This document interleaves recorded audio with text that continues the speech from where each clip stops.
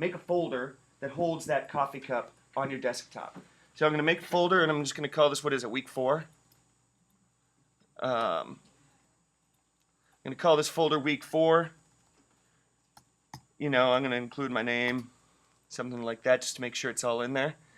And the only other thing, and I'll look this up really quick, we just Googled coffee cup to get this image, and the only other thing that we might want, and just in case we ever decide to use this image for anything else, is some idea of where we found this from.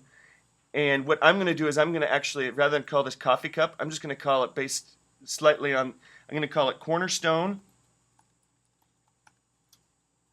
WLA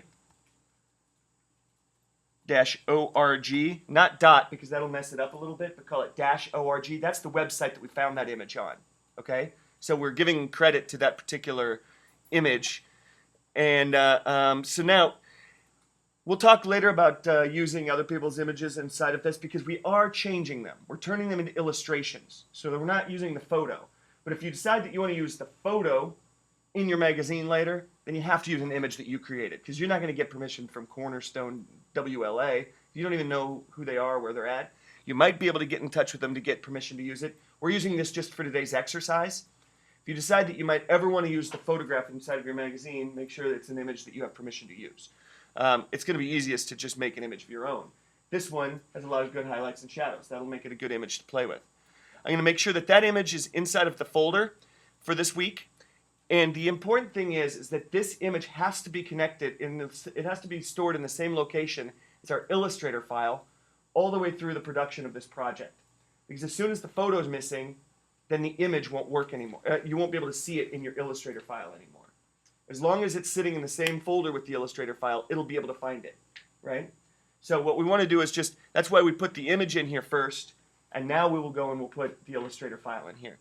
So let's open up Adobe Illustrator. And what I want to do is make a new document. Now this is a horizontal image, so we may as well make a horizontal document, but make sure we're making it letter sized and horizontal. And let's call this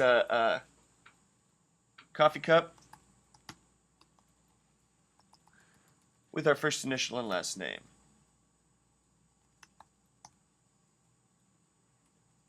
I'm going to hit OK. Now I have a horizontal image. And the only thing that I want to do before I do anything else, before I bring the coffee cup into this document, I want to make sure that this Illustrator file is saved in my folder, in the same folder where the other one is. There you go. Yeah, just good in size in the middle. Choose letter. Yep. And make sure you set it to a horizontal image, down where it says orientation. Right. Yep, right there. And then just put your first initial, last name, and call it coffee cup. Okay. All right. So before I do anything, I want to make sure that I go up and do save, and make sure that I save this into the same folder that that photo is in. My week 4 folder. So now my Illustrator file is saved in the same location as my photo before I connect the two together. Go to File and Place.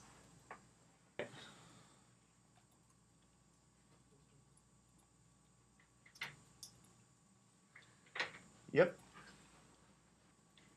All right. Now we don't have to do too much to mess around with this. If it's in the center of your image, that's good enough. That will be good enough for what we need to be able to do for this. The only other thing that we might choose to do is to lock this layer down. Yep. So we want to lock this layer down because if you've ever, what we're going to be doing today is a form of drawing that's generally referred to as tracing. And tracing has a long-standing tradition in art history and painting. It goes all the way back to the Renaissance. The images that suddenly in the Renaissance started to look realistic was because they learned methods of tracing, the function of the camera obscura. Now we're not going to trace this just that we could cheat. We're tracing it to get as much accurate information as possible, then throw out the image, and then change the image, stylize it, right? But we're going to stylize it based off of as close a duplicate to the original as possible. And in the process, we're going to learn a lot about how to use shapes and the color pickers and stuff like that. So we're going to learn a lot about Illustrator by doing a relatively accurate image by tracing. That combination of things is going to be necessary. Now, we're never going to make an image that's going to be a full tracing of this entire coffee cup. Instead, we're going to trace objects that are the same color and assemble the coffee cup in a very different way than what we had before. We've never just started by drawing the outside shape of a coffee cup or a teapot ever in this class, because that's the least successful way to actually render that reality. We started by creating lines that made up the shape, or drawing the lights and the shadows to make up the shape. This time we're going to trace parts of the shape to end up making the shape, okay? All right, so what we want to do here is if you've ever done any tracing ever, you know that the most awkward part is when the image gets moved that you're trying to trace. Trying to line it up again is very difficult. So what we want to do is make sure that we never get this thing moved. So what we want to do is go up to Window and go down to Layers, and we want to have the Layers window open for the remainder of this project. Every chance we get, we want to see this Layers window, and we want it to be open, wide open. And we want to see, and in fact, take the little triangle next to the layer and open that up to see everything that's in there, right? And so far, all that's in there is a linked file. Notice that the vocabulary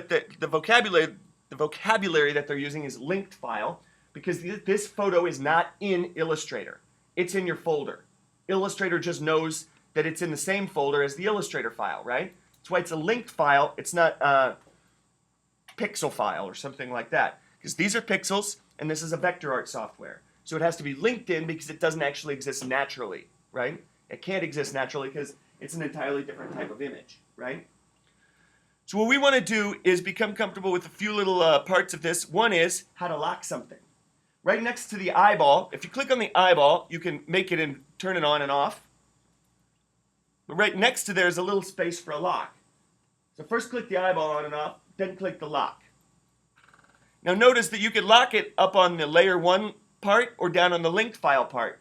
Let's do both, right? We just never want this thing to ever move, so we never want it to get unlocked. Now, if we want to have the most organized sort of situation here, let's create a whole new layer to put all the drawing on. We don't want anything else in that locked layer, in that layer 1, except for the illustration. If you go down to the bottom of the layer, there's something that looks like a paper with a folded corner. That's the new layer button. I think we played with this a little bit before, right? Click that new layer button, and now you should have a layer 2 in there.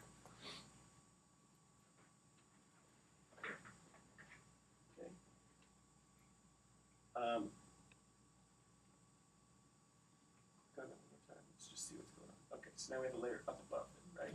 That's what we want. So we've got our layer here.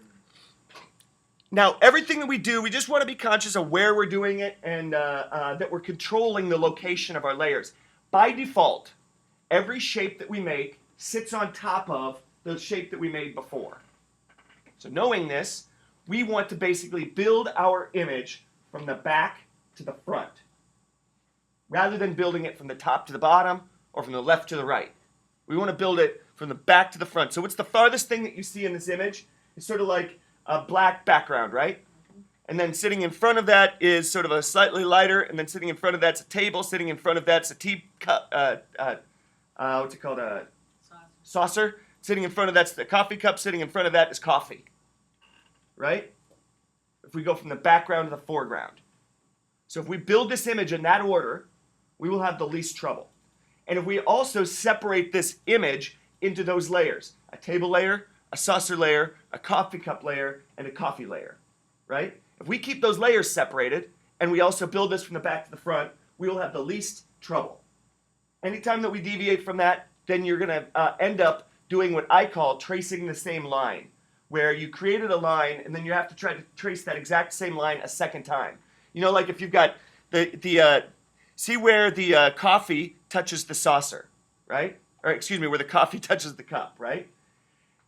If I build the back of that cup, knowing that I'm going to put the coffee on top of it, then I won't trace that edge of the coffee.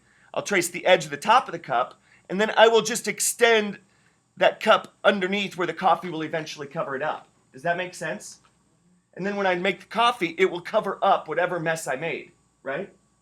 But if I make the back of that coffee cup by tracing the top line perfectly and then tracing the edge of the coffee in the coffee cup, then when I make the coffee, I'll have to trace that exact same line a second time, and there's no way that I'll do it as accurately, right?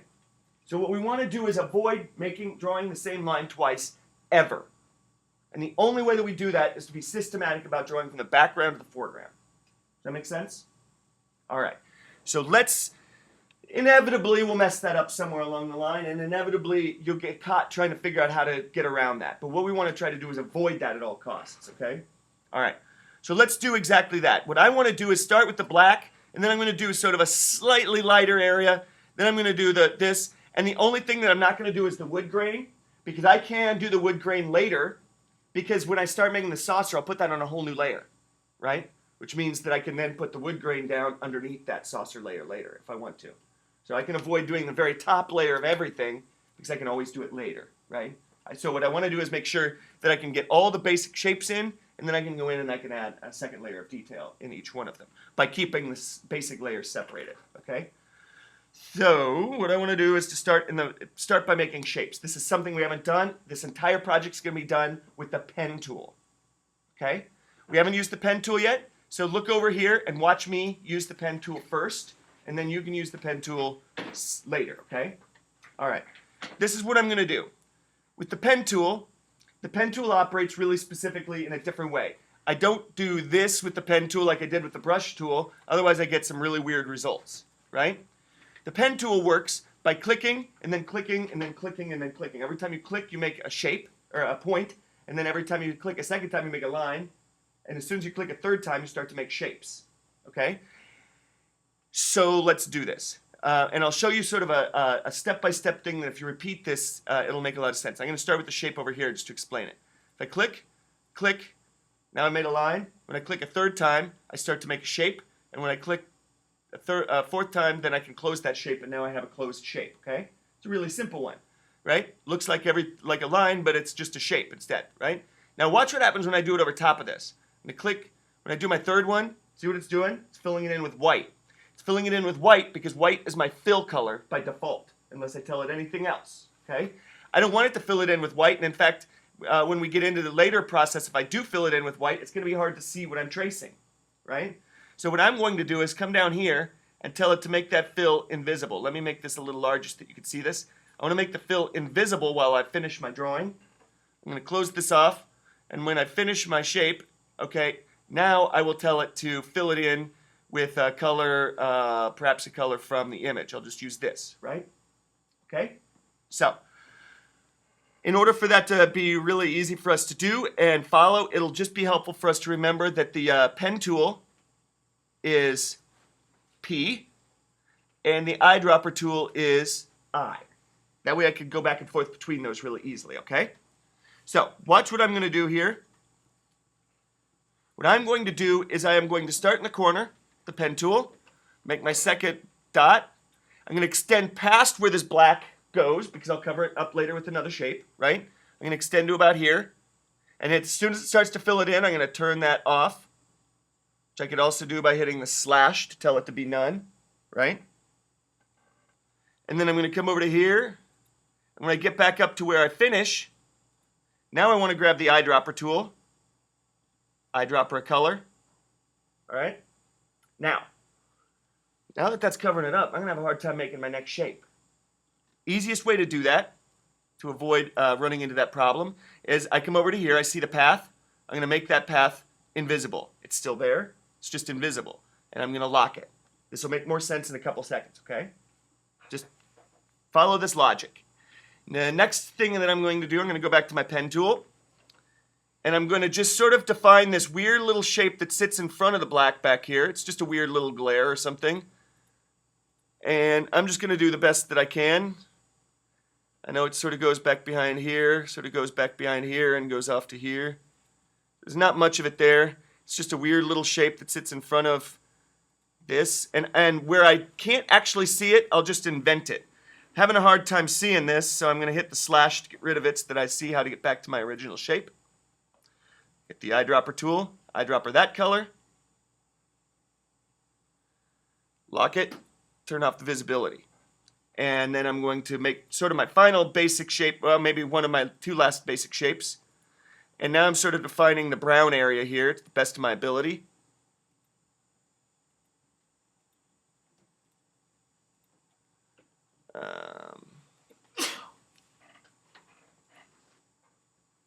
Again, I can't really see that. I'm going to turn off the visibility here. Grab the eyedropper and I'm going to select a nice brown here. Lock it, turn off the visibility on that. I'm going to make one last shape that's going to just define this black. I'm not going to worry about the glare here yet. I'll worry about that in a little bit. Well, maybe I'll play with it. I'll see here in a second. I'm going to grab the pen tool. And again, P grabs the pen tool. And I'm going to just sort of define the shape the best I can, knowing that the teacup will later pick up any of my mess. I'm going to make that. Again, the more you get used to these key commands, the more you can accomplish without having to keep going back to that menu bar every time. This is still layer 2, right? Yep. I'm doing all this on layer 2. Eyedropper. Boom. All right. Lock that. Now, at any point, I could turn on the visibility on all these layers, and I could see my basic drawing so far, right? All the layers are locked, and now I'm just turning the visibility back off on all those layers. Or I could also keep the visibility on. Let's call this the table. I can label these. The more I label these, the better off I'm going to be. And what I'm going to do now is that I can also, rather than turn off the visibility on all of these, since I'm done working with this layer for a while, I can just turn off the visibility on the whole layer, right? I'm going to make a new layer, and I'll call this one the saucer, and begin tracing just the saucer, not worrying about the table. I could add more to the table. I can add more to the saucer after I'm finished with the saucer. I can add more to this. Saucer's going to be a little more nuanced, right? But what we're looking for is never draw the saucer. Only draw the changes in color from the background to the foreground, okay? So in the saucer, I'd probably start sort of, look for the darkest area, maybe somewhere in here, sort of define this darker area here, knowing that I could later put on some of these lighter areas and later put on this black on top of that, right? Think about, just try to imagine doing this as the layer from the background to the foreground with the only objective to not retrace the same line, okay? It's tricky. Before we go any further, what I would like you to do is to try to get the table down, okay?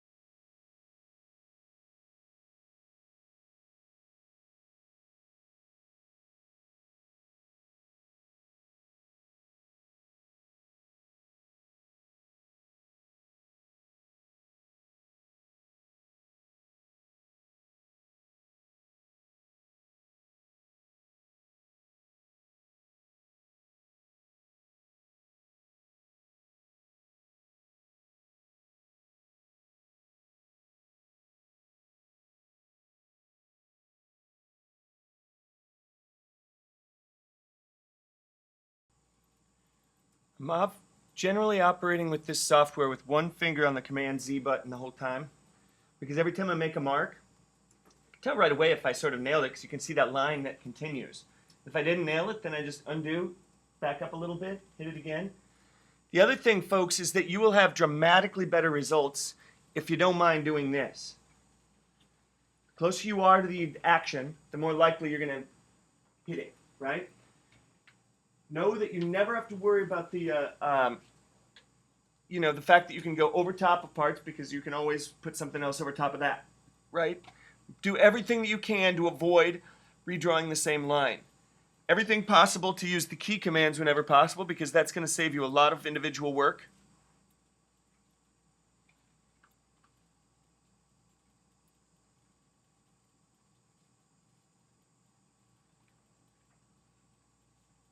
And knowing that at any point you can stop on one layer if you create a new layer to continue working on above that.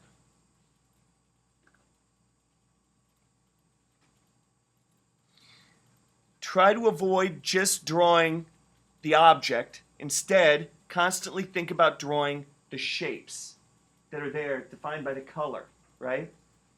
And you will get a much more accurate result.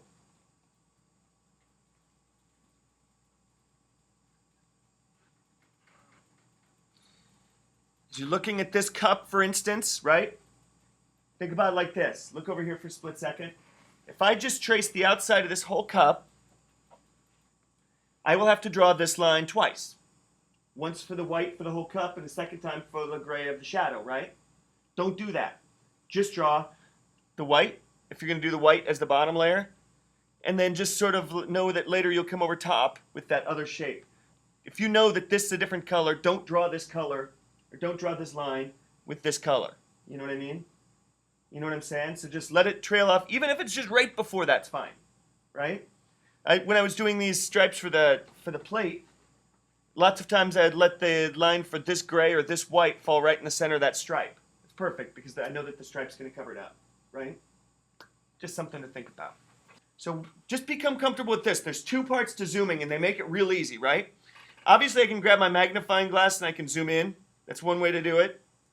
Command plus also lets me zoom in. Command minus also lets me zoom out, right? But if I'm zoomed way in like this, at any point that I want to get out, double click the hand, and it zooms all the way out to the whole thing, right?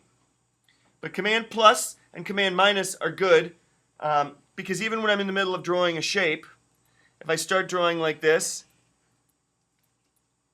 and I decide that I want to zoom in or out, it doesn't stop the shape that I'm working on, right? And if you ever get in the middle of drawing a shape and it seems to not let you continue, all you have to do is click back on the very last dot that you made, and you can continue working on that line, okay? We talk about one weird little conundrum that you will be forced to deal with in this document, just so you know. Look over here for a second. Right now, just to give you a background as to where I'm at right now in my document looks something like this. I've got my table and I've got my little saucer working on it, right? But now what I'm starting to do is work on my coffee cup. And I'm just making my very first shapes here. And what I'm running into right away is the fact that I want to sort of make a shape to define most of the white, because here the sort of the brightest white is kind of the background with the gray sort of and the green sitting on top of that, right? That's how I'm going to attack it. I could attack it the other way with the mids with the lights on the top, but I'm going to attack this one the other way. Now here's the biggest conundrum here, is this hole, right? Basically, my suggestion is to draw the shapes around the hole. Don't consider the fact that you're ever going to cut the hole out, and I wouldn't suggest that you put this on top of the hole. You could, but I'm telling you that you'll have more luck if you don't, right? And if that's the case, then my suggestion is that as I'm drawing this, I'm going to sort of draw with the idea that I will put that hole, that I'll basically be drawing around that hole. So I'm going to make the white come around here, you know, like the shape like this, and then I'll have the gray sit on top of it on the inside, right? Because we're not going to cut holes out of shapes. And you don't want to put backgrounds on top of foregrounds. You know what I mean? So what I'm forcing you to do here is to be strategic about how you draw things. But you're not going to be able to cut a hole out. because we're not going to cover that yet. And you're not going to be able, and I don't want you to put the background on top of the foreground. You know what I mean? So I'll show you how I attack it, and then you can sort of attack it yourself. Like I say, the way I'm going to attack it is I'm going to have the white go over top, and then I'll have the gray come up underneath, right? And so it'll be like two shapes that sit like this, but then I'll never have to worry about cutting the hole out, right? All right.